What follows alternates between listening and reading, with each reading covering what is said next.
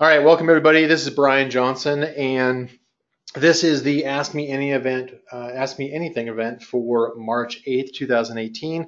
Ask me anything related to advertising on Amazon specifically, because obviously that's my expertise. And I say obviously, but let me go ahead and mention who I am. For those of you who have never met me, I look forward to meeting you someday in the future, maybe at a conference or something.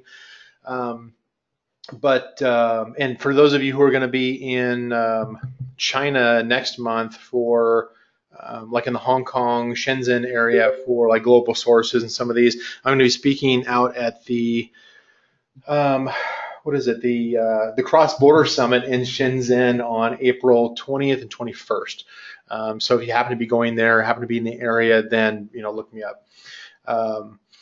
As far as who I am, and again, and just kind of preface again, this is strictly just a Q&A session. This is not any kind of a pitch, but I do want, for those of you who have never met me or not familiar with me before, I've got my hands in a lot of things. Let me kind of go through those really quick, and then we'll move into the questions here that you've got.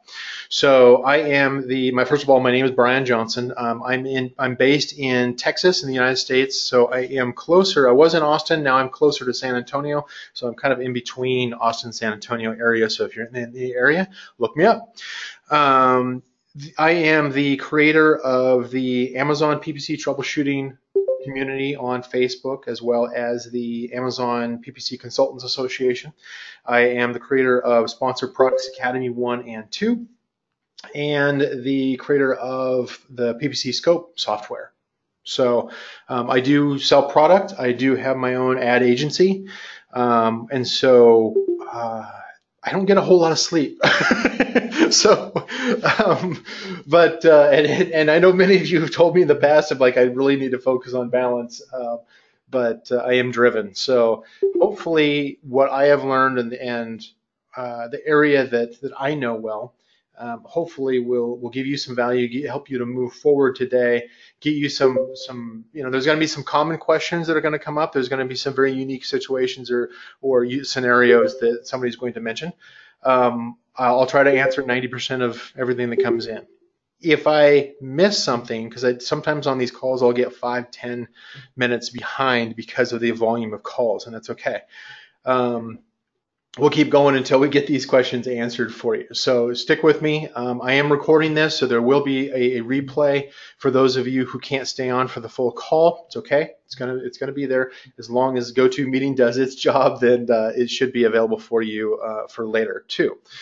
I'm not pitching anything, but I would certainly, any of those who are considering really mastering advertising, Sponsored Products Academy, of course, is a great course. If you're not using software to automate your to really improve the analysis and the weekly optimization and the automation of your ad campaigns for sponsored ads, then consider PPC Scope. It does have a trial. And then if you're at the level where you're looking to outsource, you've got several products at least, you're looking to outsource your advertising, then consider contacting me regarding my agency services. That being said, let's go ahead and get started here. All right, number one question, Sherry.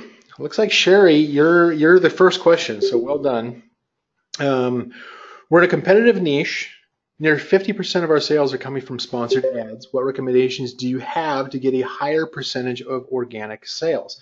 And let me go ahead and I'm gonna share my screen here so that you can see what I'm seeing. Let me move off some of the other stuff here, but so that you can see the question that I'm reading off. Let me know if you can see that. Audio's good. You can see this this chat section here. Hopefully, I don't know if you can see all the questions that are in there, but you can at least see where I'm looking. So Sherry, on your question, as far as in a competitive niche with 50% of our sales coming from sponsored ads, your challenge, of course, is that you're using the ads in order to get in front of the target audience, ideally learning who they are. And I would say that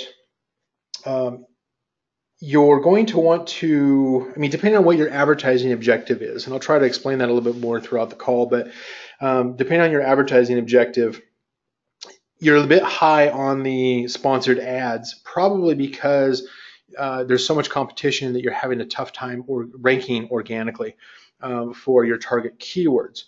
In those situations, what I'm usually trying to do is I'm not trying to compete head to head for the most competitive keywords. I'm trying to see if there's a secondary or tertiary keyword or search phrase that I can rank more easily for, that's relevant to my product, and that I can rank more easily for in my organic. And I'll try to target that search phrase, leading my title with that search phrase, for instance, or putting it into my front end and back end content. And then once I accomplish some higher rankings for some of the less competitive keywords, I'm saying weak keywords, I'm saying not the number one or number two most competitive search term, then once I start building up the organic positioning for some of these other related keywords that are less competitive, that'll help with my cash flow, my profitability. I can start affording to use things like launch services or to build an external sales funnel to drive traffic. Depending on your niche, that advertising may be very expensive right now. And so you really want to pay close attention to your weekly optimization, or even two or three times per week if necessary, if it's that competitive. So hopefully that'll help as far as don't necessarily try to go head to head with the 800-pound gorillas in your niche. Try to go after the 100-pound gorillas, if you will. Try to go for the second or third terms first, and then that way you'll have the cash flow in order to start to go after the more competitive terms and try to compete at a higher level there. All right, Derek. Amazon rep from AMS told me to increase bids on exact match campaigns. Now you're referring to increase the bids on exact match campaigns for your headline search ads. Is that what you're referring to? Try to be on your questions. Try to be as specific as you can without being long. That way, because I've got so many questions coming in, sometimes I won't catch your answer and it'll be a disconnect. So if I assume that they're talking about a headline search ad inside of AMS, for as long as AMS exists, which is probably going to end of life later on this year, I'm expecting, I would say that it's subjective. Increasing your bid on exact match is dependent on whether or not it's profitable for you. I mean, if you're bidding 10 cents or 50 cents, you may not be getting the traffic on an exact match. An exact match is certainly not the one that's not my go-to match type, because it has to be very specific to a targeted audience for exact match to work compared to other match types. And so if they're suggesting that you should increase your bids,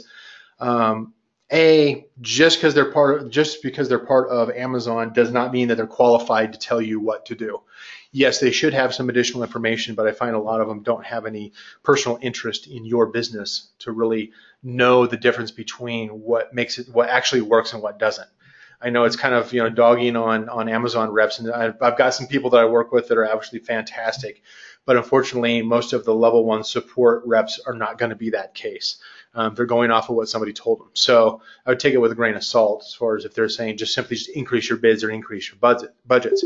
That being said, is that increase your bids on the exact terms that seem to be producing the most results and are profitable, and you can afford to increase your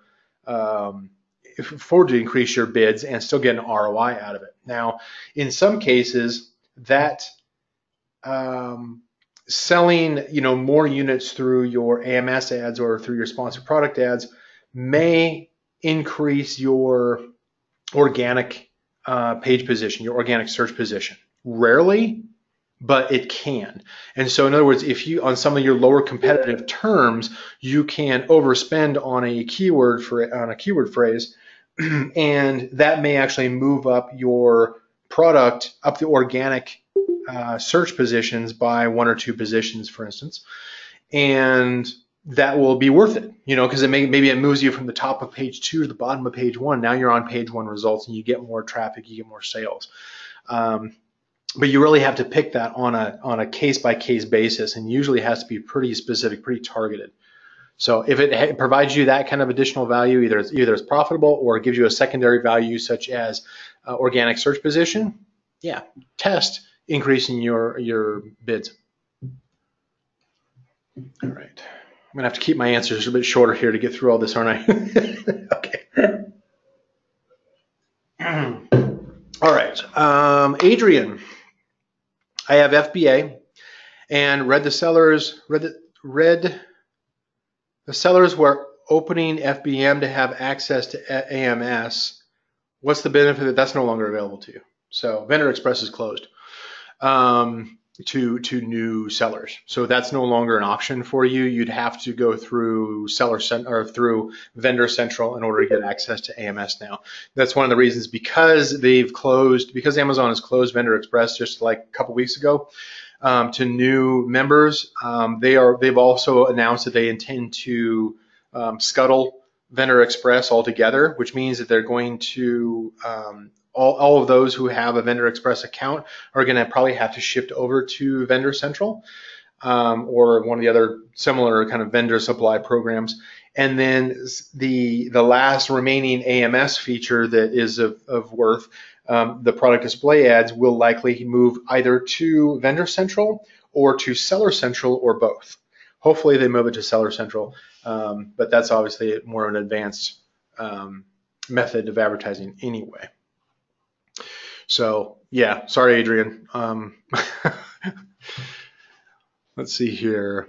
David, what are the biggest PPC changes you have seen in the last 2 months? Well, certainly, the change, like what I was just talking about, Vendor Express certainly is a big one. Every single month, just for everybody's kind of knowledge, is every single month somebody always cries wolf, says, oh, the algorithm has changed. No, it hasn't. Amazon continues to refine the targeting algorithm and the relevance algorithm. That's one of the reasons why we have so many of these keyword search and relevance tools that are popping up on a weekly basis now. And yes, I am testing those, but no, I don't have any results to suggest that any of these are worth investing in yet, but I'm hopeful. I'm hopeful that what I test produces some great results. I'm testing 5 different tools right now that provide Amazon search volume. That search volume comes from headline search ads. And then the relevance score, which nobody seems to know what that actually means as far as the relevance. Each tool implements it a little bit differently as far as how they compare the relevance. Some do it by keyword to product, others do keyword to page 1 products. My own internal tools use a different method altogether, and so there's we'll see exactly what these new tools that are coming on the market recently, how much of a difference that makes. There's plenty of rumors that go around, things like 2-step URL not working anymore, the PPC ads not helping with organic ranking. External traffic giving more weight to internal traffic. What is it? One of the ones I thought was amusing was Amazon is only showing ads for one match type now. I see no evidence for any of those to be true. Those are like the big 4 rumors that have been floating around quite a bit lately in the community. And I've seen no evidence to support any of those. So at this point, there was one actually that I thought was funny, the 5th one, I guess, and that was, if you duplicate an existing ad, you'll double your ad spend. No. Nice theory, but so far I haven't seen anything to validate that one either. So I guess I'm kind of working on 5. Those are the kinds of things I hear them, and I try to not dismiss them, but I also try to test those also internally. I've got my team that goes through and does some testing. So let's see here. The other big change for Amazon PPC is going to be with headline search ads. Obviously, Amazon introduced recently some additional, like some charting. It's not great charting by any stretch. Inside of Campaign Manager, they updated the reports. So they changed the name on a couple of reports. They introduced reports. The effect that was essentially what they're doing on that is they are reducing the amount of data that's available to sellers. They're taking away the ability for us to match up a keyword to a SKU, which is a huge change, because tools like PPC Scope have relied on those kind of things in order to calculate profitability and such. Amazon is announced that they are taking that away. They've already introduced that in the new ad reports. They've removed it.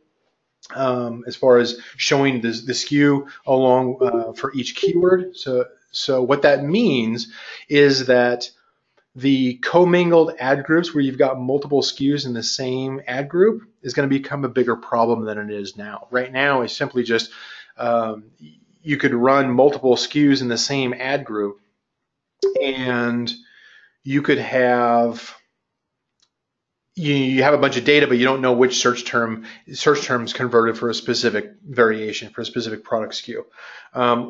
And soon that's going to be at the keyword level as well. And so they're basically taking that away. And so it's going to be more important in that specifically for those SKUs where you need to focus your attention on your top performing SKUs that really deserve your attention. Those are the ones you're going to want to make sure you segment in your own ad groups, not your own campaigns.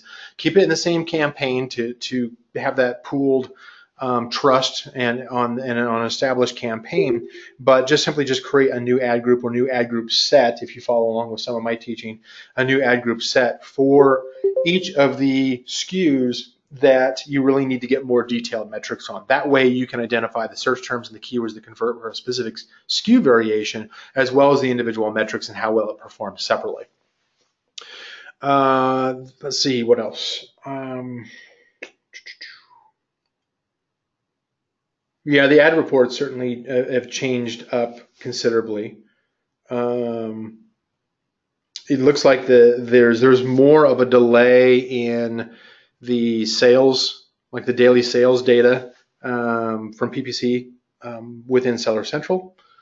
We'll see if they keep that or if that's just temporary. The other one was for AMS, or not AMS, I'm sorry, for Seller Central headline ads. They're introducing new ad placements as far as to have a skyscraper ad on the left-hand side. It's basically a vertical ad on the left-hand lower side. We've been testing that for the last 2 or 3 weeks, I think, just to see whether or not we can get any conversions from that. So far, the data is still a little bit too limited to really say. Let's see here. Katarina, I have access to headline ads and AMS ads. Should I use both, or is one better than the other? Well, kind of what I was mentioning before, of course, is that with Vendor Express and potentially AMS being end of life this year, I would suggest probably going with Seller Central headline ads if that's if you're a private label seller. If you're a vendor, of course, you're probably going to be doing through vendor method. You'd probably still have access to AMS through vendor. I would try to focus in on one platform, not both. There's similar reporting now. It still sucks, but it's continuing to improve as far as the date range reporting that you have with headline search ads and product display ads. One is probably, from our tests, it's comparable. As far as, it's not like one. When it first launched, when headline search ads first launched inside of Seller Central, the AMS headline search ads still performed better. That has leveled out, so it's pretty much on par now. Paul, what are the best resources for learning simple copy tactics for the new headline ads? I don't have anything that I would necessarily recommend. I mean, there's certainly some sales copy companies out there. Brian Bowman teaches his own set of metrics. He actually has a course on AMS that talks about some of the strategies that he uses. um, that he uses for title variations. Most of the time it comes down to split testing, not simply just using the title that you would in a normal organic listing, or that would show up in a sponsored ad, but try different titles. I'll do 3 to 5 different ads on the same headline search ads on the same product, or product display ads on the same product, in order to test different titles. And so it's primarily about the split testing of it. All right.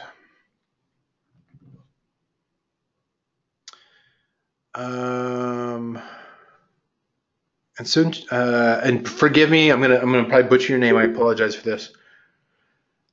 Asuncion? How close am I? Let me know how close I am on that one. Can you repeat what we have to do now? Just give me my name, oh, you're referring to the, yeah, it looks like you got that one figured out. As far as the seller center, or as far as the, go-to meeting, naming, got it. All right. And then your second question, what's the best software to manage automatically all campaigns? So if you're going to give up doing your own ad management and you're going to hand it off to a bot, there's a number of resources that are out there. Obviously, I'm biased toward PPC Scope, but PPC Scope also the automation, the bid automation and campaign creation, that kind of stuff, is still not publicly released yet, because of the changeover that we did with Amazon changing the advertising API last month. And so we'll roll that out shortly, I think probably in the next few weeks here. And obviously that's the one that I'm going to use. I know that certainly my team uses PPC Scope for my agency team, and it works great for us. But we're also very much hands-on with the advertising. We're not outsourcing it to a bot, for instance. There's plenty of other software options out there. Some of them do a good job. Some of them do a horrific job. Some of them are good for small accounts. Some of them are bad for big accounts. I don't necessarily want to throw anybody under the bus, but some of the solutions that are out there that are automating the bids, especially on large accounts, are bringing my agency some good business, usually just to fix what they've done. Those are the ones that are using the AI, that haven't quite dialed in what they're doing yet. So give them another year to get enough data to build that up for some of the larger, some of the solutions. If you have a more specific question as far as like what you're looking the software to do for you, you might want to consider just handing it off to somebody else in order to take over the advertising for you, because that's kind of what you're asking the campaign to do. But we'll still have some bid management, bid automation and optimization rules that you can set up inside of PPC Scope here shortly. Let's see here. Paul, all right. I have all campaigns created 10 months ago and not optimized based on your method. Okay. What should I do? Transform into profitable those which have, okay, so because you mentioned the profitable, that's an advanced technique that was taught to Sponsored Products Academy students. So I'm going to guess that you're part of Sponsored Products Academy. Profitable was originally introduced to the community and then pulled because it confused too many people, because it was more of an advanced technique that required some work.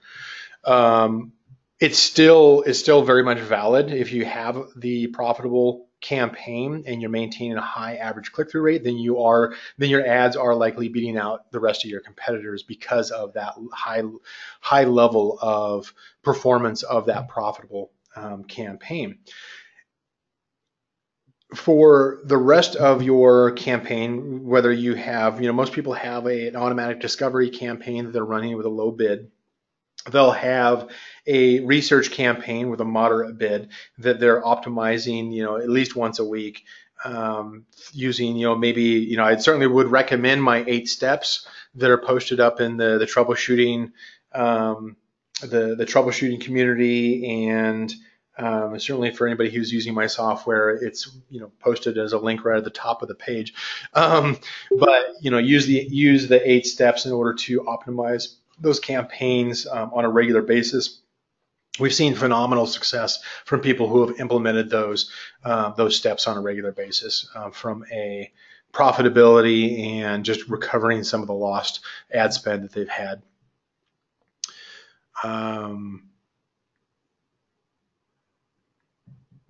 Yeah, I mean, as far as if you're still using the profitable, you are transitioning keywords in the individual match types that are performing well, that meet the minimum requirements for that profitable campaign.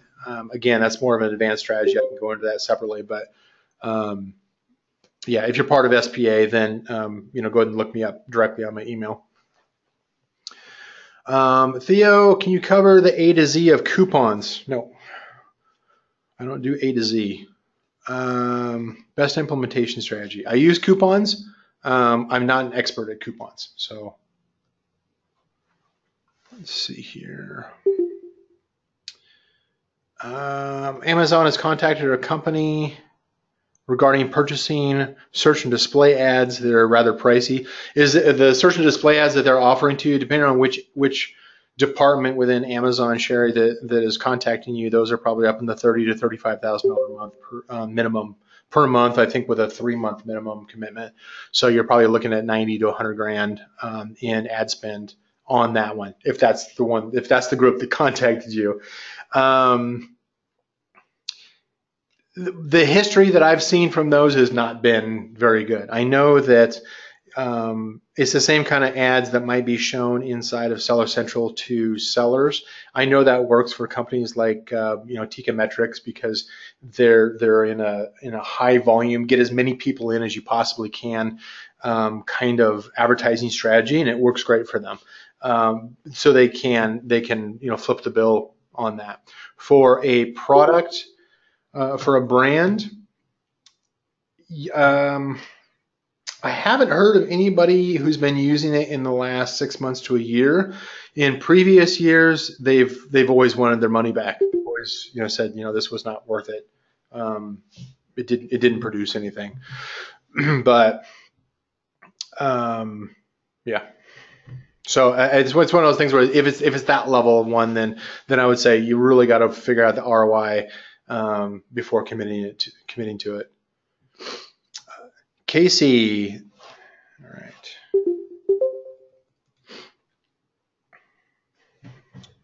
Just let me drop down the background noise here. Casey, I've been with PPC Scope for 2 months. Some of the campaigns continue to be unprofitable. Any suggestions? I conduct optimization steps once a week. Step it up to 2 weeks. Be more aggressive, perhaps, on those same steps.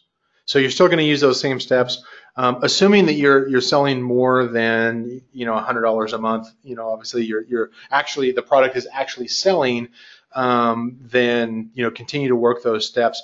The exception would be if you have a product that has if you have a low conversion rate, then you've got a product problem, not an advertising problem. So that's something you want to try to address if you have a low conversion rate. And I would say low is something below 6 or 7%. I would consider to be a very low conversion rate. That's a problem with the product itself. Once you resolve some of the conversion issues with a product, then obviously the advertising is going to come around, as well as the rest of your ranking efforts and all that kind of stuff too. Otherwise, I would say, assuming that you're above that, assuming you're saying above 10% conversion rate on your product, and you're not in a hyper competitive niche, you're not in baby clothing, you're not in pet supplies, you're not in supplements, then where the bids are up in the $3, $4, $5 range, as a normal, then you would probably need to expand out to expand your keyword portfolio out to less competitive keywords that allow you to get sales while sidestepping the top competitors that are willing to spend $3, $4, $5 per click. So there's a number of things on that one. Check out you can check out the troubleshooting steps inside of the PPC troubleshooting group in the pinned post there. That's a good one too. If you get stuck on something like that because you are part of PPC Scope, just contact our support team and we can take a look at your account. Ascension, and can we trust software like Tika Metrics? Are there cheaper options? Is viable? Is it advisable to use software? Yeah, you absolutely want to use software because like my team, like before we put in all the ability inside of PPC Scope in order to change your bids in bulk and do negative matching in bulk and all that kind of stuff. We'd spend 2 or 3 hours per account per week. We spend probably 15-20 minutes on the optimization steps per week now because we're using the software. It's not automated. That's not even automated. That's simply just using, like step 1 apply, step 2 apply, step 3 apply, 15 minutes a week, you're done. Some of the larger accounts, we like to step it up and do it a couple of times a week. Most of what we do from an agency standpoint is not the optimization. It's mostly the growth, the competitive analysis, the niche analysis, troubleshooting, all that kind of stuff. That's where basically our skill set comes into play as an agency. As far as Tika goes, I only know based off of reputation and the clients that we've had come from Tika over to us. It works. My understanding is that it works pretty well for smaller accounts. Yeah, that's kind of the general rule with a lot of the software these days. It works well for smaller accounts. It gets a lot harder with larger accounts, and that's where the difference starts coming in.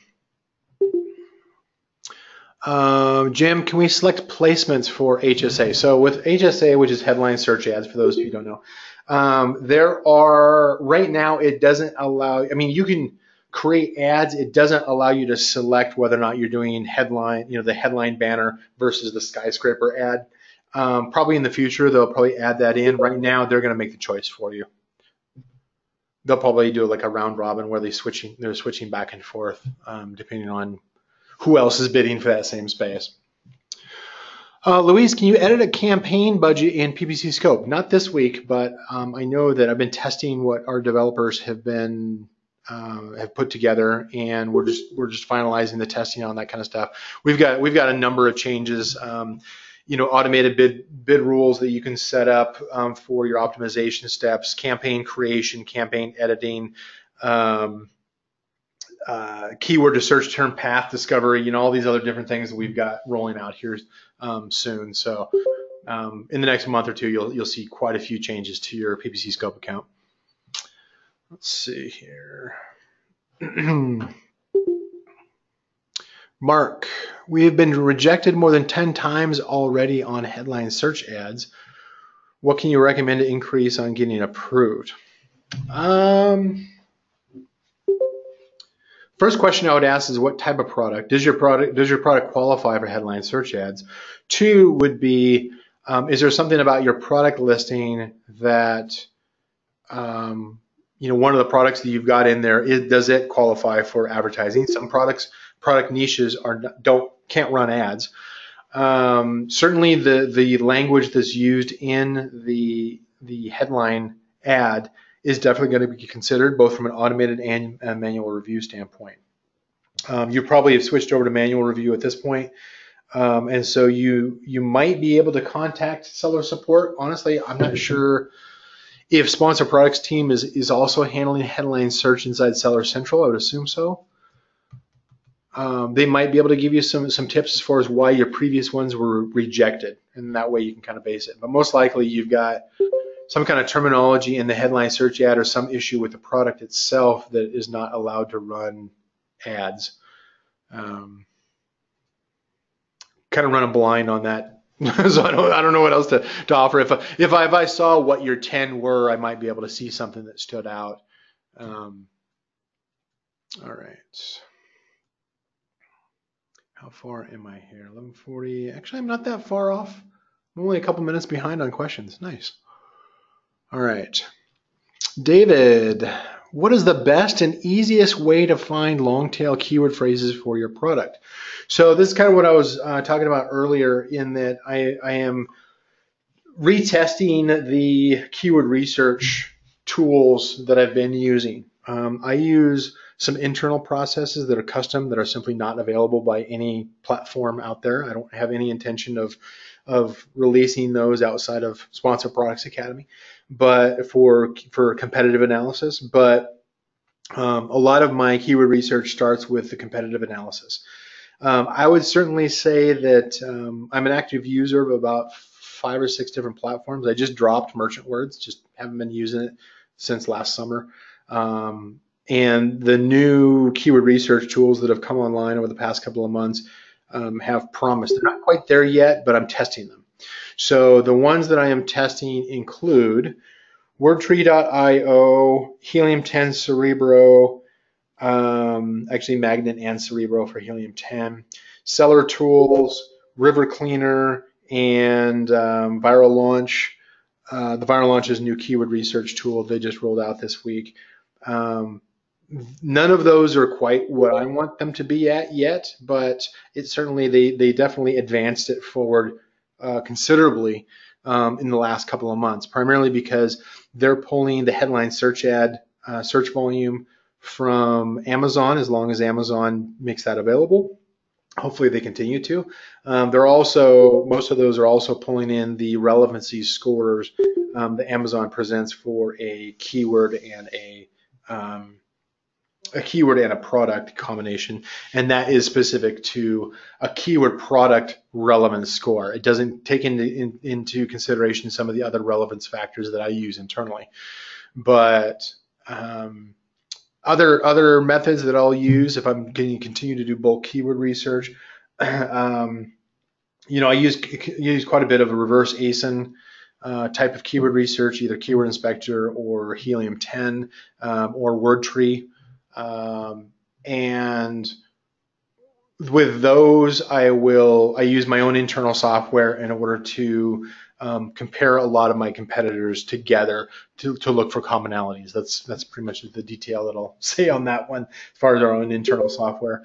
Other things you might want to look at are things like LSI Graph. LSIGraph.com is a latent semantic indexing. It's more used for Google search and that type of thing, but you can take a phrase, especially in those kind of products that have a very narrow set of keywords. There's some products out there like fidget spinners. They only have a half a dozen different types of search terms that are used by most shoppers, and that becomes very competitive just on those few search terms, right? And so what we'll typically do is we have to do some additional keyword research, and we have to get more creative at that point. If you're at that level where you need to get more creative for your product because of a narrow set of search terms, then you can go beyond this. Or this also works if you've got a VA or something like that. Is you can go out and you can use things like LSI Graph to conduct some related semantic type keyword research. You can also use things like Google Trends. Google Trends would give you some additional information as far as search volume. I like to filter those Google Trends by their Google Shopping, which is an e-commerce platform similar to Amazon. And there's also, what's the other one? Ask Me. There's another one that does similar kind of things where it looks at conversational language and semantic language to look for, to come up with variations on some popular search terms. With Google Trends and gosh, let me see if I can actually find it here real quick.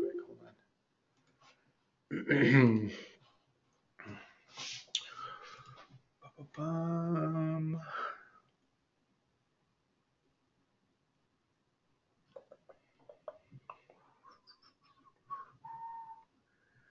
Nope, I'm not seeing the other one. Yeah, I think for most of those, yeah, I can't remember the name of it. It's like Ask Me Anything or something like. It's not Ask Me Anything. It's like Ask Me or something. I forget now the exact name of it, but maybe somebody else knows that off the top of their head. But that's usually when I have to go to a greater degree of keyword research in order to expand the keyword portfolio. Generally, the rule of thumb that I found just by observing, typically I'll run, I'll just randomly, pick 1,000 accounts that I might have visibility on, and I don't divulge or share any information with that. I simply just do it for academic research and for trends and overall patterns and that type of thing. That helps me understand the direction Amazon and its algorithms are going each quarter. But usually what I see from that kind of data is that most products get about 150 to 200 keywords that show ads. And then maybe 30 to 50 of those actually get conversions. Now that's per SKU, it's not per keyword or ad group or campaign, it's per SKU. And so it's kind of like Amazon wants to keep the focus on and only show for probably 150 to 200 keywords. That does not mean that you only bid on 150 to 200 keywords. I would suggest having, up to 1,000 keywords in an ad group. An ad group is going to hold 1,000 keywords. It used to be where I would test out tens of thousands of keywords and have multiple ad groups in order to test those. But as Amazon continues to refine their relevancy and their targeting, it's more important for you to really try to focus in on, scanning through a list of keywords that you're planning on testing and filtering out the ones that are relevant versus not relevant. It's a manual process. Currently, that there's indicators, there's new indicators that are getting better as far as to help us qualify keyword phrases, but it is it's still going to be about relevance, making sure that, you're targeting keyword phrases that are relevant to your product and also relevant to the subcategory that your product is assigned to. That's very important.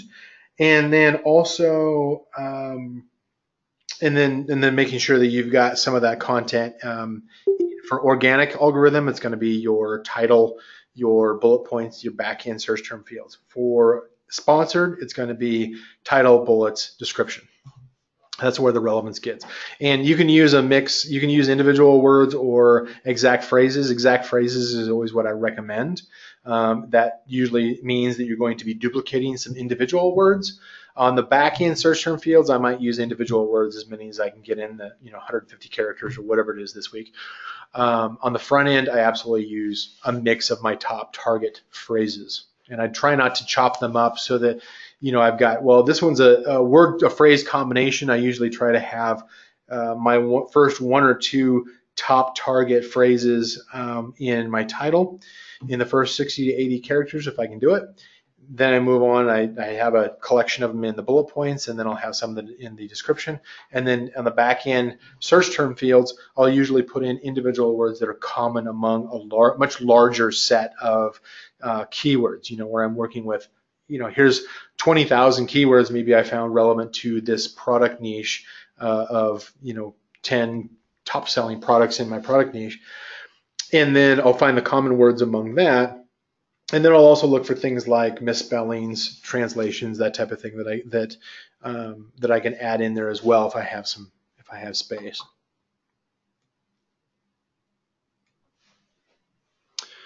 Let's see here. Arian says, I don't see those questions. Okay. It's in the chat box. All right. Louise, what should you do with ads if a listing is closed? Well, your ads are not going to run in theory. I've seen some bugs over the years where sometimes it runs for a day or two, sometimes it continues to run. So in those cases, you don't really have much of a choice but to pause that campaign while your listing is closed. Yeah. Karen, I set up my campaigns according to your old guide where you have discovery, research, and profitable. Okay. Campaign for each SKU. Campaign for each SKU.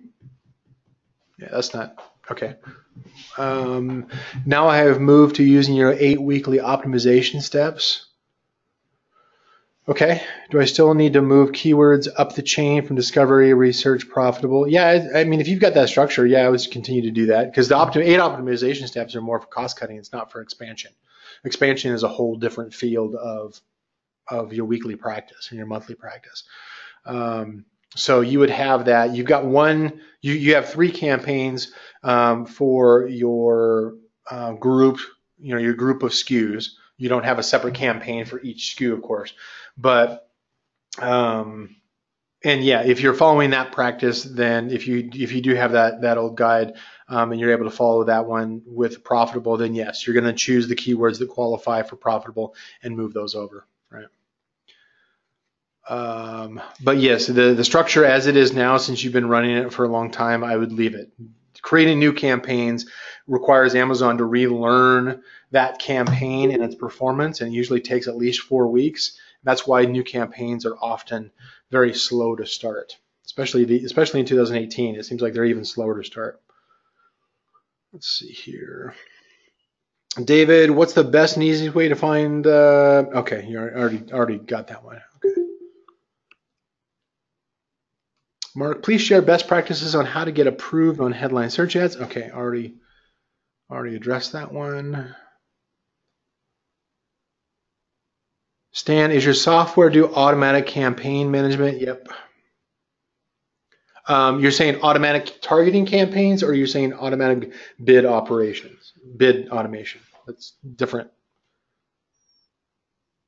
Let's see here. Aaron, how to use CVR to determine how many clicks it needs before set them as negative exact match. So the calculation for minimum number of clicks is going to be 1 divided by the conversion rate or the CVR percentage. So if you have a 20% conversion rate on your product, 1 divided by 20% equals 5. And so 5 would be the minimum clicks used for the zero sale search terms and zero sale keyword handling.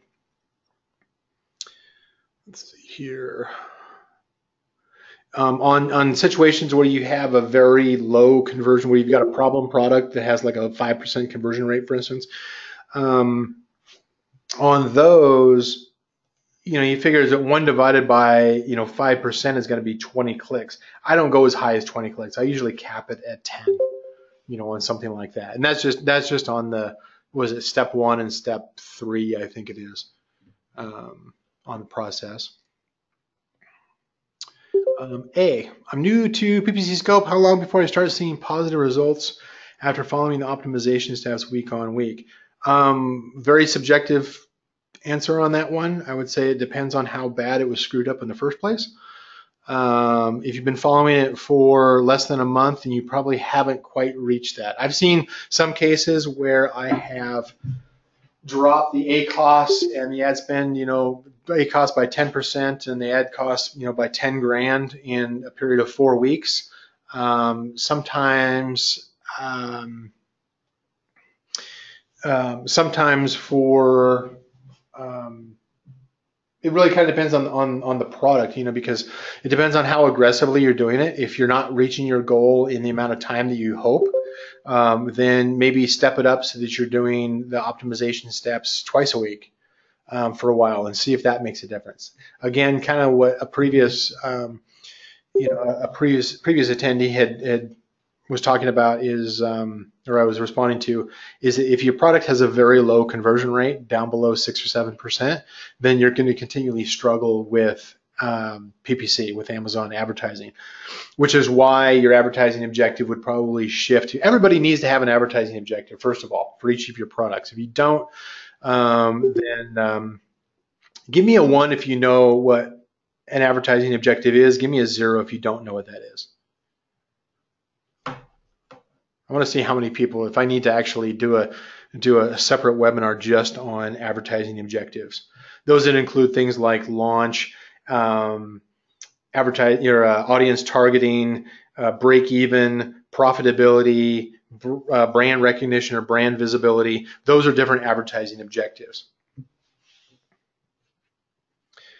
Because the biggest thing I see is where somebody comes in and they just assume that they're going to, this is not pointing out anybody here, I'm saying in general what I hear, is it a new seller especially will often see will think that they can just turn on advertising and that will boost up their organic ranking. Doesn't work that way. Or doesn't work as easily as that, because your advertising usually only contributes 15 to 20% of sales velocity. And then the other thing too is that if they have a product that just has a very poor conversion rate, then they continue to spend money hoping that the advertising is going to fix their conversion rate, which it doesn't.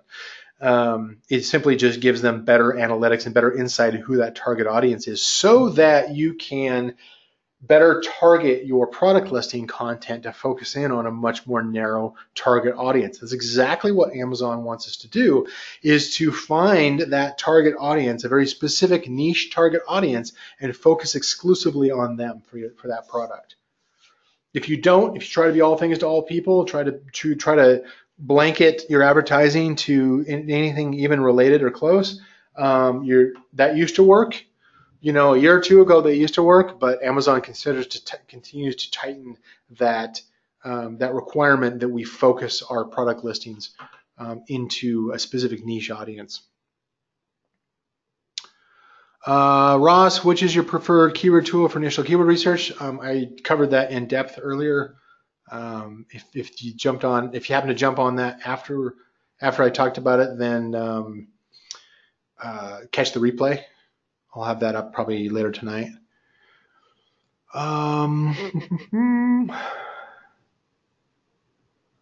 Great Spanish accent. I've been told both ways on that one. Yes and no.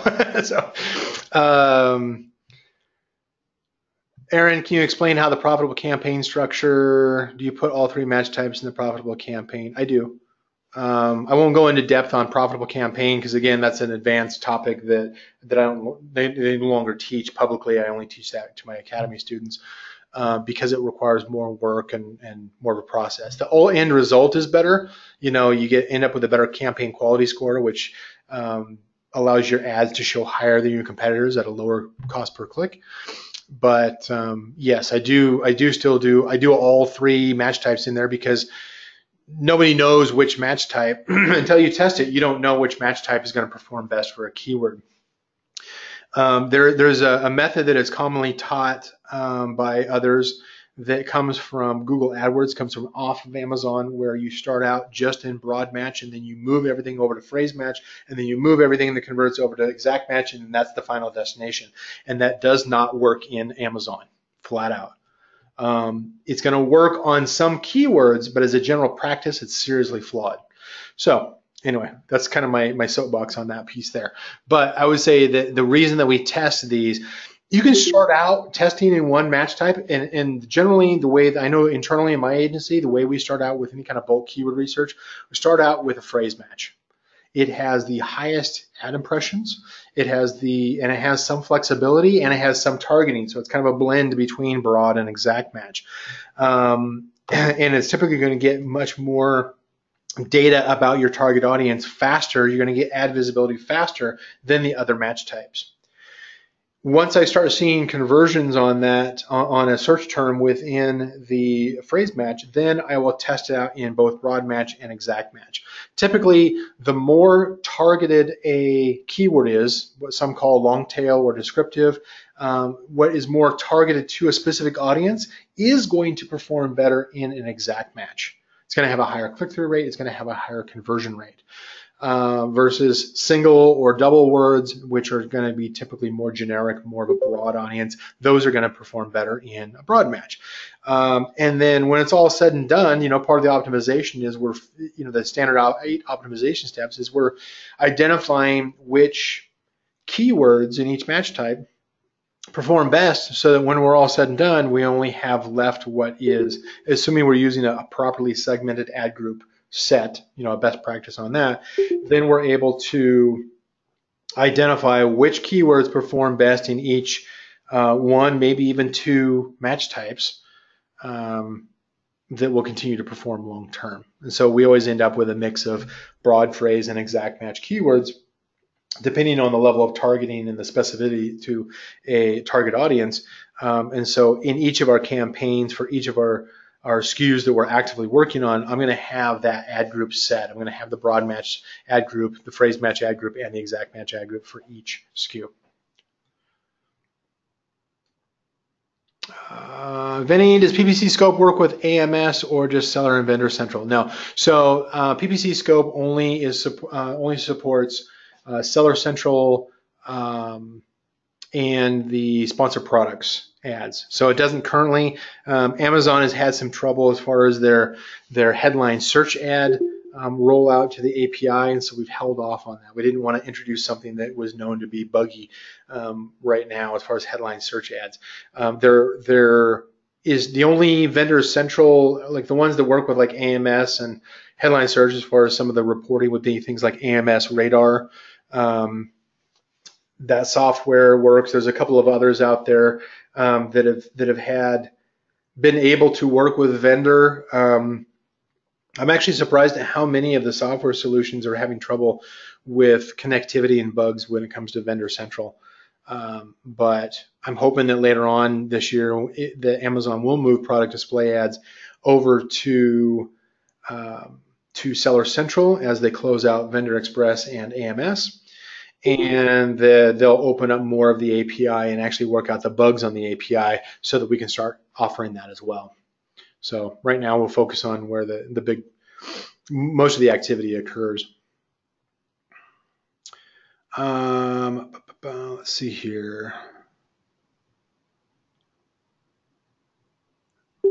How many people or agents do you have managing PPC for your agency? That's kind of a closed thing. I'm actually hiring. So if you know somebody who is adept at sponsored ads, we actually are hiring. I'm looking right now for 2 account managers and a data analyst. See, 2 account managers, a data analyst, and a possibly a project manager. I haven't committed to that one yet. I've got some other ones too that I'll probably be posting here later on. I'll let you know when I do those. But yeah, if you know somebody, then we're more of a boutique. We're certainly not a CPC strategy or Tika metrics, where each account manager has 30 accounts each or something like that. We're more boutique in that each account manager only manages 10. And so we take a lot greater care. We don't want to screw it up because my name's on the board.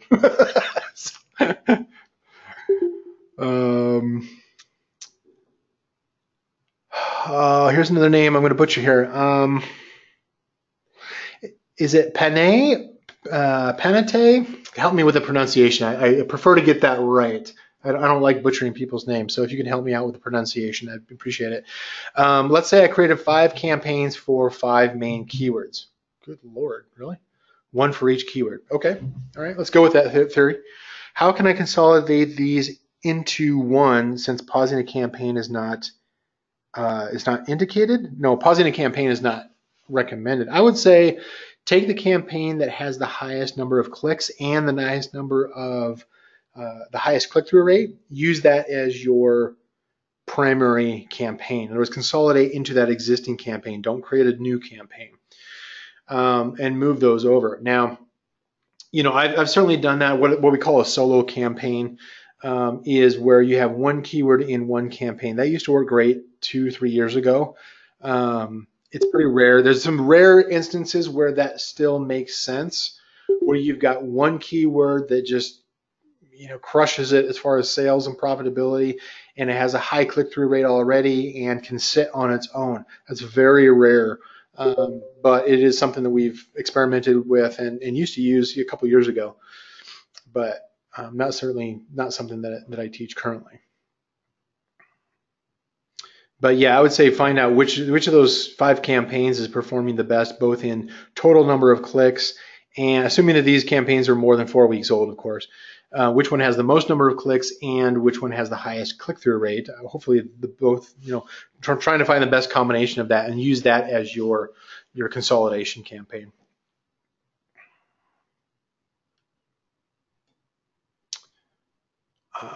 Let's see here. Does having the exact phrases in description help sync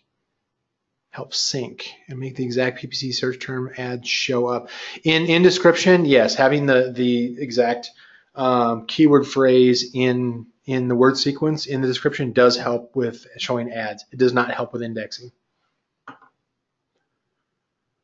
Let's see here. What are your thoughts on the rumor that PPC sales don't boost keyword rank anymore? Yeah, kind of what I was opening with. I know you joined in late, Jonathan, but those were one of 5 rumors that I've dismissed as being false. I've seen no evidence so far. Granted, I'm testing every single one of those because that's kind of the due diligence I like to do. But I see no evidence that one of 5 different rumors has any validation to it, any weight to it. Marion, on research campaign, maximum how many keywords should we test at once?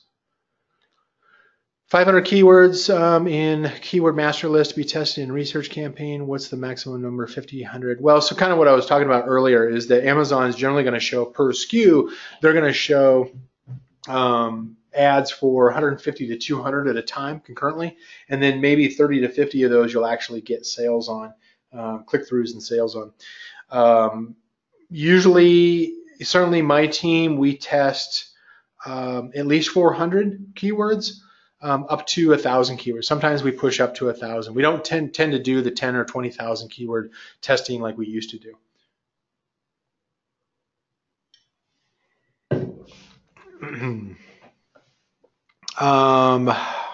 What's the requirement to become one of your clients to receive help with PPC?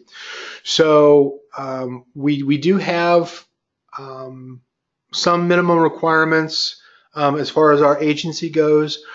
Just so you're aware is that this month our minimum per month is about $1,500 per month, and so you'd want to make sure that you have enough ROI in order to go up from there. Next month it does go up though. April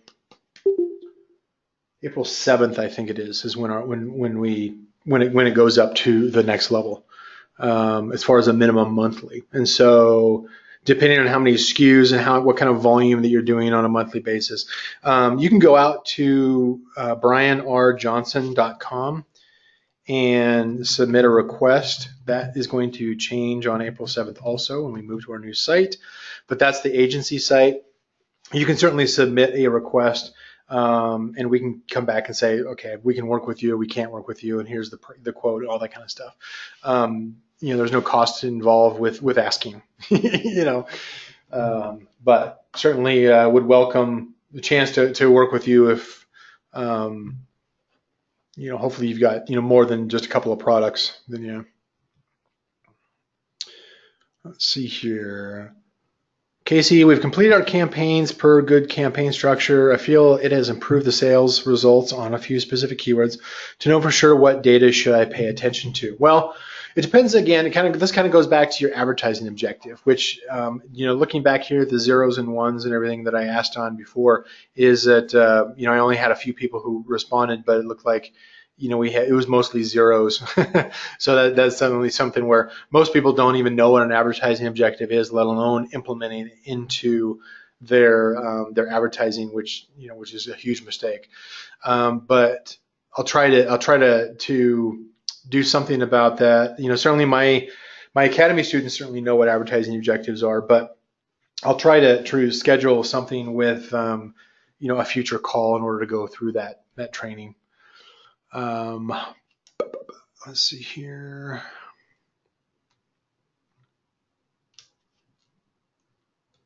Get this down here so I can see it again. There we go. So then the data that you would look at, Casey, for what you said you improved the sales using the recommended campaign structure. On a few specific SKUs, I'm assuming you've got several and just a few that are actually performing, the top sellers are performing. Depending on your advertising objective, if you are launching a product, you probably want sales velocity, meaning the number of orders in the first 2 weeks of that new campaign or the new product launch. That would be the metric that I'd be looking at. If you are identifying your target audience, then you're looking for how many search terms convert, and you're collecting all the different variations of search terms that shoppers are using in order to find and to convert to your product. That gives you insight about the shopper and helps you better improve your product listing relevance and content for better organic positioning. That's the best way in order to improve your organic positioning, is to get your relevance right based off of an understanding of the customer search terms that are used in order to convert, to click through and convert on your product. If you are working on a break-even strategy where you're trying to spend as much as you can on your advertising, but not more than what is, you're going to break even, so it's a zero ROI, I guess, then you're probably looking at the best combination of the number of units that are selling, while keeping your ACOS at a reasonable amount, basically your break-even ACOS percentage. I mean, the key, usually, there's a bunch of different key metrics that are available. Click-through rate and conversion rate are probably the two that I always look at. Click-through rate and conversion rate. Anytime I'm looking at a product or an account, those are the first two metrics that I always look at to see how healthy the sales funnel is for that product. So the click-through rate is going to be more of an indicator of how well you figure the impressions is how much is Amazon willing to show your ad. Click-through rate is going to be how well is your ad perceived by shoppers using those search terms, and whether or not they think that your ad is relevant to their search and have enough qualities about it, has a high enough review, the price ranges is comparable to page one. Let's see what else. You've got a clear image, that type of thing. It's understandable. And then the conversion rate obviously is how well your product listing actually converts that product to a sale, convinces that shopper that there's nothing wrong with our product, it's exactly what you're looking for, and we're not scaring them off with any content that contradicts maybe what they had in their intent when they're looking, when they're searching for this kind of product.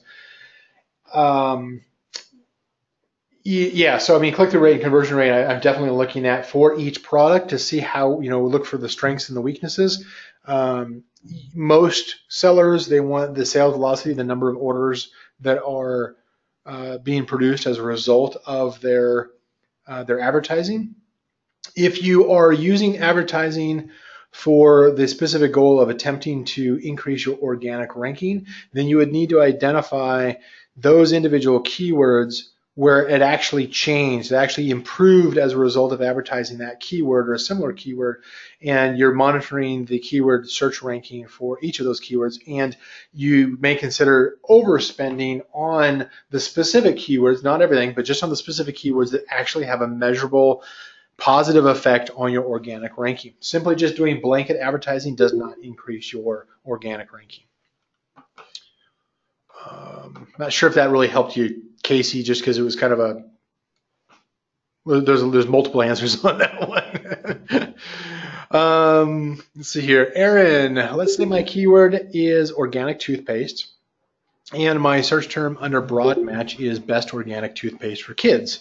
Okay, so best would be stripped, for would be stripped, kids would probably be ignored. You're back to organic toothpaste again. Do you copy that search term to all match types to test out? Yes, I do. Yep.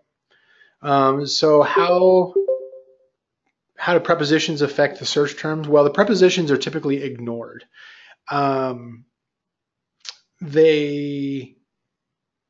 ignored from a standpoint of you'll probably have, let's say on an exact match keyword, you could have, half a dozen search terms that match up to that single exact match keyword.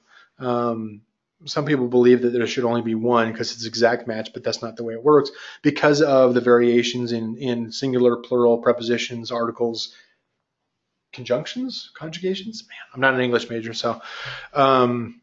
But yeah, most of those kind of connector words like that, like prepositions, are typically ignored. And then you have generic terms that are so generic that Amazon won't associate, typically won't associate relevance. We test them, but there's no guarantee it's actually, if we put it in our title, for instance, it's actually going to produce any results. Those are things like men, women, kids, boys, some of those things that can apply to thousands of different products. And therefore Amazon says, you know what? This applies to way too broad of an audience. We're not going to, we're not going to consider it related, so we're going to ignore it. So you might have those kind of exceptions on those kind of words. That's what I'm saying is that you probably shrunk back down to organic toothpaste in reality. but I'm still going to test it in all three match types to see if I can get decent performance out of it. Who knows? Let's see here, Kate or Katie, I'm not sure what you prefer on that one. How can I get more impressions traffic without increasing ACoS?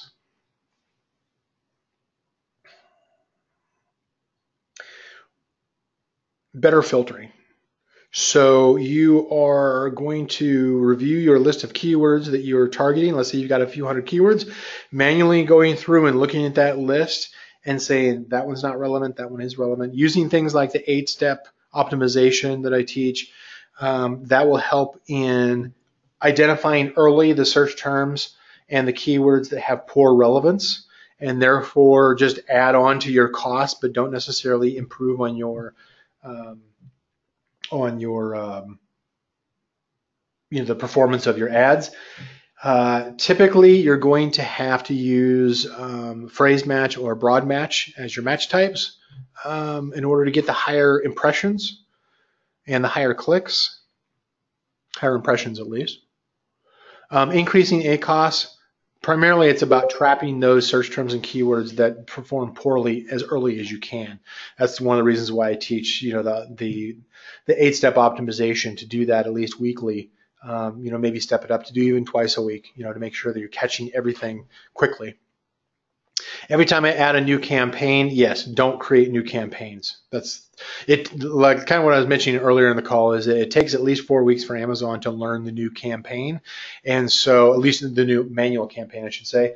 And so you're starting over from scratch every time you start a new campaign. That's one of the reasons why we focus in on a single campaign for a group of products, and then we segment by ad groups and ad group sets, depending on the strategy you're using. Because on a campaign that's been running for at least 4 weeks, because that is a common thing where it's very slow to start, it's very expensive, it's very inefficient the first 4 weeks that a new campaign is created. So if you can try to avoid a new campaign, do so. Yeah. Sherry, if using enhanced brand content, which description text does Amazon use for keyword searches? It actually uses, for sponsored, it uses the original description, not the enhanced brand content. Hopefully that'll change someday, but so far I haven't observed where that is. Yeah, it's the description field in the product's master. That would create the relevance match for sponsored ads. God, I love the fact we have so many people still on. That's awesome. Give me on a scale of 1 to 5. What are you getting out of this? Give me a 5 if this is fantastic. If you're getting huge value, give me a 1 if. Give me some feedback as far as whether or not you should continue to do these in the future here on a scale of 1 to 5. Priya, let's see. If I have been running PPC for 2 months and there is no increase in sessions, what should I do? I don't look at sessions because sessions, which is a business reports metric, is so inaccurate. I don't trust it, and so I don't even use it. It sometimes includes advertising data, sometimes it includes external traffic, and sometimes it doesn't. So that's one of the reasons why I don't even bother with sessions, because I don't see any value in such an inaccurate metric. What I focus in on is, how many ad impressions that I'm getting, what are my conversions per ad impression, what are my, all these different ratios as far as how the advertising is doing. And ultimately, the big decider, of course, is how many orders am I getting? Whether I'm advertising externally or internally, whether I'm using a launch service or, testing, split testing, content, those are the kinds of things that I'm looking for. Ultimately, which one's going to be generating more orders? Your conversion rate is 6% through PPC, yeah. So, 6%, very low for a conversion rate. Let's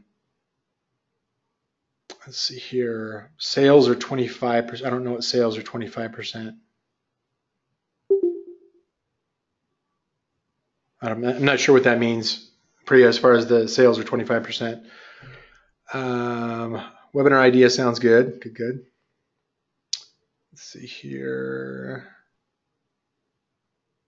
Sale. Do I have agency managed PPC campaigns in the UK and Germany? I've got a couple of clients that I do for EU, but in general, it's not my primary focus. There might be somebody who's more qualified locally in EU that can help. I don't have a recommendation, but obviously because I founded the Amazon PPC Consulting Association, I certainly have a whole. I've got about 50 or 60. Actually, it's higher than that now. Probably about 70 different Amazon PPC consultants that I could certainly field a question out and find out who specializes in that. If you want to hit me up after the call, message me through Facebook or email or something. Marianne, for my PPC, I am far above the break even, so I'm making. You're far above the break even, so your ACOS. Okay, your ACOS is higher than your break even. Okay, so I'm making lots on PPC, but in some way my organic sales continue and total sales per day, PPC plus organic, makes me profitable at the end, right? Which is a common thing that we have to look at is, what's the net effect of identifying that target audience and focusing in on them. Should I continue on PPC even though I am above break even? Well, kind of like we've talked about a few times here is that, on the specific keywords that you've seen a measurable increase in your organic search position because of the orders you've gotten through your PPC advertising, then yes, those I would probably overspend on because there's a secondary result or a secondary benefit to those specific keywords overspending. I won't say it's easy, but it's not hard to get a break-even ACOS in your advertising, simply by implementing the 8 optimization steps. How frequently you do it may determine how aggressive you are. You may have to do it more often than just once a week in order to reach that goal. You may have to set some of your metrics that you're doing slightly lower in order to achieve that break-even, but it's certainly feasible to be able to do that within a few weeks. Sometimes some people do it, within the first week. But your PPC is primarily going to give you the insight as far as your target audience. If for some reason you have a very low conversion rate, then yeah, it's always going to be expensive. If you're in an ultra competitive niche, that can also be very expensive as well. But I wouldn't discontinue it. I would simply focus my advertising.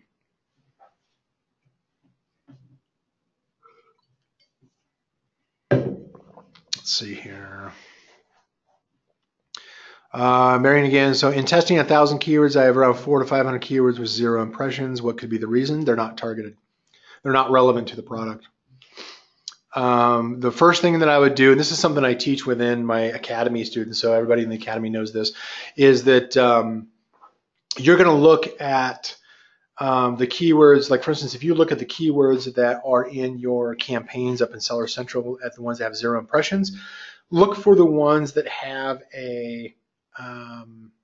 that don't have a suggested bid even for them. Because a lot of times what will happen is that you may have a keyword that you're testing that has a different word sequence. The words are out of order. That would not necessarily be used by most shoppers. But if you reverse, if you intermingle, if you move around the words, then it forms a phrase that a shopper would actually use. And so a lot of times what we have is we might have, especially on broad match, you're going to get 0 impressions more often. You're also going to get those that have no suggested bid. So not even Amazon considers that keyword to be of value to advertise. In those cases, I would probably pause or archive such keywords that both had 0 impressions after at least a few weeks, have 0 impressions and have no suggested bid. The 0 impressions ties directly back into relevance. Amazon does not consider those keywords or your product to be relevant to those keywords, and therefore is not willing to show your ad because it doesn't trust that the shopper is going to click through on your ad based off of if they search for that keyword. So tighten up your relevance, go through your list and really identify, okay, which ones are actually relevant to my product. Casey, you're going to China too? Sweet. Are you going to be in Hong Kong or Shenzhen in April? Is that, or are you going at a different time? Paul, I have some campaigns that are 2 to 3 months old. I stopped while missing inventory. The ACOS was above 200%. Should I start a new campaign since I have new stock? No, there might be some residual, not much, but there might be some residual value in those old campaigns.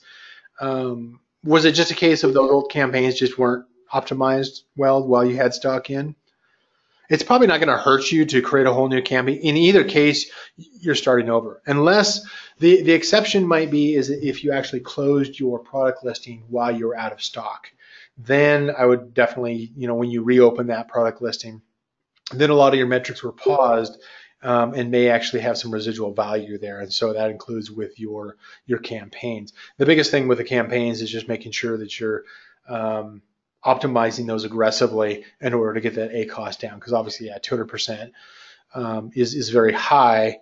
One of the things I would suspect, if it's that high on average, is that you don't have very many keywords that you're testing. That's usually a common trait among very high ACOS. Vinny, is this session being recorded? Yes, it is. Yep.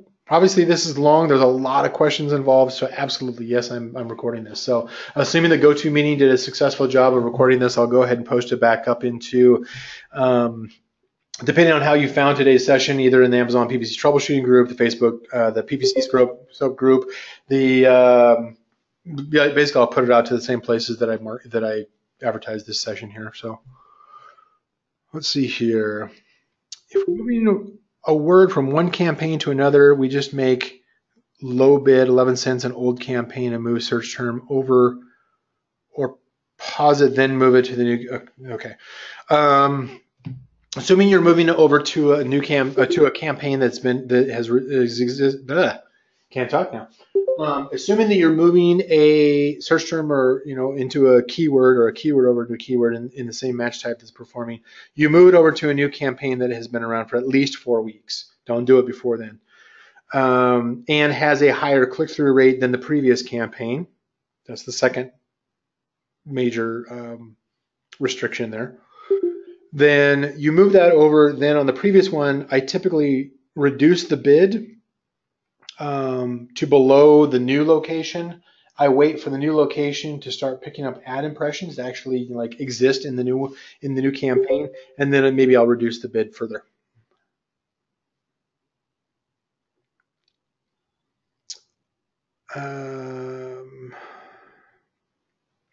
Oh, I see what you're saying, Jason, is that she was saying that the 25% was for her unit session percentage. Based off of sessions and organic plus PPC conversions, but our PPC, yeah. So yeah, and so the total, the USP of 25%, that could, I wouldn't trust it just because the USP, like I said, is based off of sessions, which is a poor, not an accurate metric. So it's kind of a rough check. It does seem higher than I would expect. Normally, what I would see is that if I see a PPC conversion of 6%, I might see an overall conversion of like a USP of maybe 10 to 15%. Would be normal. So 25% seems extremely high compared to the PPC conversion. So in that case, I would say that the advertising hasn't identified the keywords that the product is actually converting on yet. That's where I would probably start doing some reverse. Do a reverse ASIN on your own. Do a reverse ASIN keyword report on your own product and test those keywords. Now, there's more advanced ways of filtering reverse ASIN reports, but something to test to see. Maybe you're simply just not advertising on a keyword that you're organically, ranked on page 1 or page 2 for, and you just didn't know it. That happens quite a bit. Jason, you're saying now that it's best to put multiple SKUs in one campaign. Yeah, that's the way it's always been. Using new ad groups on an old existing campaign for a new product. Yes. I think I think that's the way I've always taught. Is starting a new campaign, you're going to need 4 weeks. Just that's flat out. That's just what it's going to take on a new manual campaign. It's going to take at least 4 weeks to hit that 30-day metric. So if it's a brand new product and it's not part of the product group that you already sell, it's not a variation, for instance, then you don't have much of a choice but to include that. I mean, you could include it in your existing campaign, but really you should have it in a separate new campaign. There are methods where you can age a campaign prior to actually starting to sell a product before you launch the product. That's a little bit, that requires a much bigger explanation than what a Q&A is going to provide, but yeah, a new campaign is always going to require time to get trusted by Amazon. Jason, let's see, FY, you're the best Amazon webinars, always most value, unless Brian Bird is okay is with you, is okay with you, then it goes down in score. Little salesy, yeah. Well, and he is, but he's very effective at sales. I'm not a sales guy. Brian is a sales guy, and so the blend works out pretty well. So yeah, I certainly agree with that. I'm more the engineering head. I suck at sales. We try to do like we were out in San Diego a couple weeks ago here, and we were recording some videos, just doing some introduction videos, and the way that the way that Brian would coach me as far as like, yeah, it's like, okay, you want to talk to him about this and this and this, and man, I could never survive as an actor, because there's no way that I could take just direction and just regurgitate what somebody else is suggesting that I say, because it has, marketing value, for instance. It's not uncommon. His nickname for me is Mr. 20 Take, because it takes me a good 20 takes, 20 sessions of trying to record the same thing in order to get a clean statement out of me. So it's very frustrating for him, but he also knows that he knows buyer psychologies and sales funnels very well. Obviously that's one of the reasons why I've got the 2 comma up on the wall. There's no way I would have reached that without him. So I do trust him in the sense that he's good at sales, I'm good at the engineering side of things. So Paul, yes. So if you closed your listing, then your metrics, you probably have some residual value in your campaign as well as your listing. So both the organic algorithm as well as the sponsored algorithm are probably still going to have some, not all of it, but it's going to be, if you go back and reopen that listing and then restart those campaigns, you're probably going to be able to get back up to normal performance a lot faster than if you created a new campaign. Let's see here. Jason, yes, moving to existing campaign for search terms, minimum 4 weeks and higher CTR. Perfect. Awesome. What's new impressions? Then reduce bid. Yes, exactly. Never pause old one and archive. I wouldn't say never, but I would say it's unnecessary. You probably just drop it down to 10 cents as a bid or something like that. And then it would never just get picked up again. It's not going to create any value by pausing or archiving. It's not going to help the campaign. We've tested that. Just getting rid of stuff that doesn't show doesn't make any difference, in the campaign performance. The optimal for my previous question about moving a search term in a new, better campaign, just checking if we keep the term in both campaigns now, but the old one is now lower, and reduce, not archive, and paused once it's working. Yes, okay, yep. So you reiterate exactly, you got it right. Okay, cool.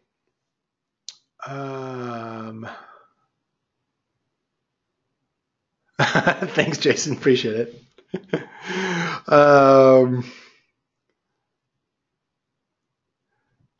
It's something a lot of people miss, the archiving and pausing topic, and people I talk to. Yeah, I mean, I used to teach 2 years ago. I observed, and I was teaching 2 years ago, where pausing campaigns, pausing keywords that had actually produced sales or were directly related to your product, caused a drop in your organic position. Because Amazon has continued to refine their targeting and their relevance metrics, that's become less of an issue. So unless you pause your top converting keyword, that's obviously going to stop those kind of sales. And if you're on page 1 for this top converting keyword and you pause it, then yeah, you're probably going to drop a few spots organically as well for that keyword. But in general, that's much less of a problem than what I used to teach 2 years ago. Okay, so it looks like we're wrapping up here. Last call on questions before we wrap up. I'm going to wrap up here in the next couple of minutes. So last questions. I'm glad everybody was able to join me. We had a fantastic turnout, fantastic retention of people wanting to know these things. I'll let you know. I will post into the Amazon PPC Troubleshooting group and the PPC Scope group, as well as those that I emailed. I'll go ahead and post the replay links to those locations so that if you missed any part of it or if you want to review it, then you can do that as well. I may actually see if I can try to get this transcript done on this one as well.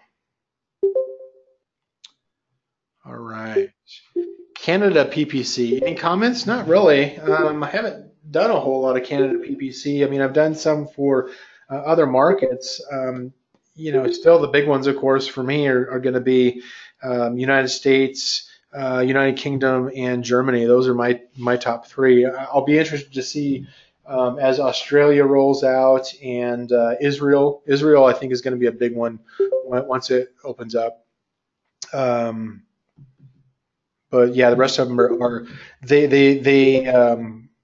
less competition. It should be lower cost per click. Lower ACoS, all that kind of stuff. Just lower sales volume in general. Definitely worth doing if you are selling to those other marketplaces. Just to test it it's going to vary heavily on your individual product. So, it's certainly worth testing for sure. Deborah, thank you for joining. Jason, yeah. Any other language as far as relevance is tough. You usually have to find a native language speaker in order to translate it correctly, because with any language translation, there's going to be nuances in culture that can affect things like relevance. I haven't tried any other language. I haven't checked to see if there's relevance scores that comes back from Amazon when it comes to other phrases in other languages. That actually might prove more beneficial than even having the English version. I'll have to test that one out. Thank you for Jason for reminding me on that one. All right, awesome. All right. Anybody else? Thank you, everybody, for being here. I appreciate your time. I'm glad. I know I had to reschedule it once before due to travel or illness or some issue. So I'm glad that we finally got this chance to be here together. I look forward to you. If you're not already familiar, once again, I'll just kind of go ahead and name drop here. Sponsor Products Academy and PPC Scope. Those are both creations of mine. Check them out. And that's the extent of my pitch. So, Alex, yeah, so Sponsored Products Academy is sponsored products, plural, academy.com. I believe it's closed at the moment, but if you message me through Facebook or email or something like that, then I can give you some more additional details on that one. Alex, is there a way of making the slashed price appear on my listing? I'm not up to speed on that one, actually. I know that Amazon pulled it for a while and they brought it back in some categories, and so honestly, I'm afraid I can't answer that one, Alex. I'm sorry. I would definitely post that up into the Facebook groups. Probably like the AM PM podcast or something like that, or what's the name of his Facebook group? Manny Coates' Facebook group. That one's usually pretty active as far as responses and as far as general questions. Obviously, my groups are very specific to the advertising. So cool. All right, everybody. Thank you very much, and you all have the great rest of your week. You take care.